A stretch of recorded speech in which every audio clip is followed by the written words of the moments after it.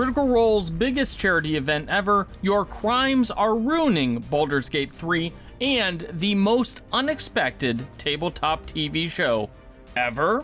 I don't think anybody would believe this story. Welcome to Tabletop News Tuesday, our first news rundown of the week. Today, we're talking about the latest Critical Role news, a new Baldur's Gate 3 patch, and the Exploding Kittens TV show. Now, remember, if you like these kind of news rundowns, be sure to like and subscribe our video so we can keep making them. We run them every Tuesday and Friday unless something really massive happens. I'm doing the best I can!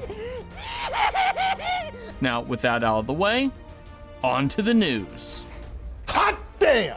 Tony Hale and Sam Richardson, best known as being cast members on Veep, are joining Critical Role for a Red Nose Day charity special that airs today. That's Tuesday if you're, watching this video a little bit late, on Critical Role's streaming channels. Notably, the pair will be joined by Sam Riegel, who is playing his famous bard Scanlan Shorthold in what is Scanlan's first appearance in a Critical Role show in years, while Taliesin and Laura will join the party as brand new druids and barbarians, respectively. We know that Sam Richardson will be playing a warlock and Tony Hale will be playing a ranger.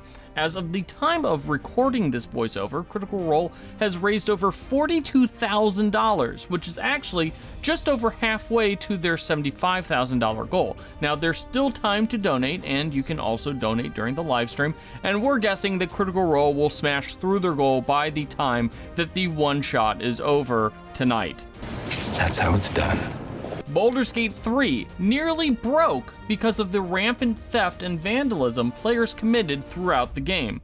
Baldur's Gate 3 is releasing patch 5 this week, with one particular bug causing massive slowdowns late in the game being in focus. Larian Studios actually spoke to IGN this week about this bug and revealed that the slowdowns, which only appeared after patch 4, were caused by patch 4 because that patch prevented the Scrying Eyes in Moonrise Tower from immediately calling the guards when players were stealing, even if the player was sneaking or invisible.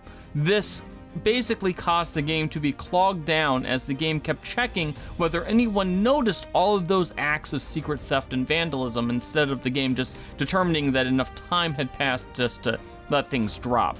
By late in the game, all of those checks bogged down the performance of the game, which led to Act 3 being all but unplayable for those who robbed anyone they could. For those goody two-shoes, you probably didn't even know the difference. Now, that bug will be fixed in patch 5, which comes out this week.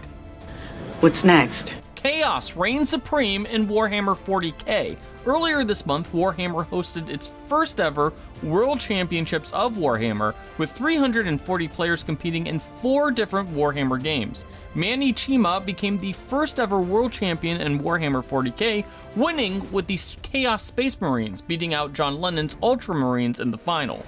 Age of Sigmar crowned France's Nicolas Tasson, who brought a Lumineth Realmslord army to the table and beat out a Skaven army led by England's Tom Maudsley. In Kill Team, we had a Chaos Cultist versus Chaos Cultist showdown, so you can guess which side won on that. And Underworld saw Amen Corsos of the United States win with Domitan Stormcoven beating France's Cyril Deneau and Ephelim's Pandemonium.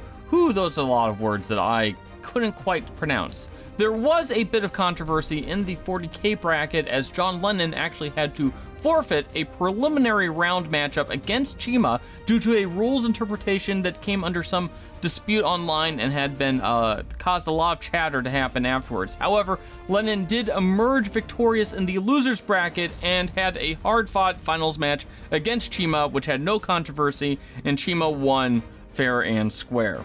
For the Emperor! David Tennant is back as the Doctor, and he brought in some big ratings. The 14th Doctor appeared in the first of 3 Doctor Who specials, reuniting with Catherine Tate's Donna Noble over the weekend. Over 5 million people in the UK watched the special, marking the biggest rating that Doctor Who has gotten since 2019. Honestly, the episode was brilliant, and it was also an adaptation of a classic Doctor Who comic story, which was illustrated by Dave Gibbons, who's also the artist behind Watchmen. That's right, Beep the Beep and Dr. Manhattan were both co-created by the same person.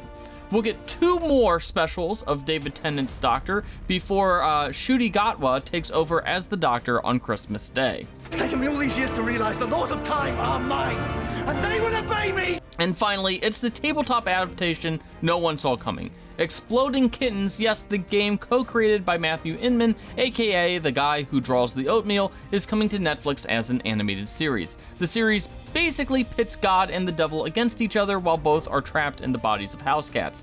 Tom Ellis, aka Sexy Lucifer from that TV show that you probably watch, will voice God while Lucy Liu plays Satan.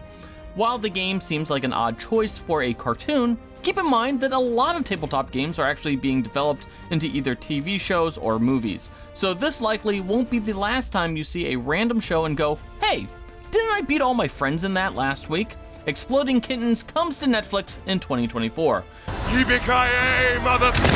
And that's all the news we have today. Let us know what your favorite story was in the comments section.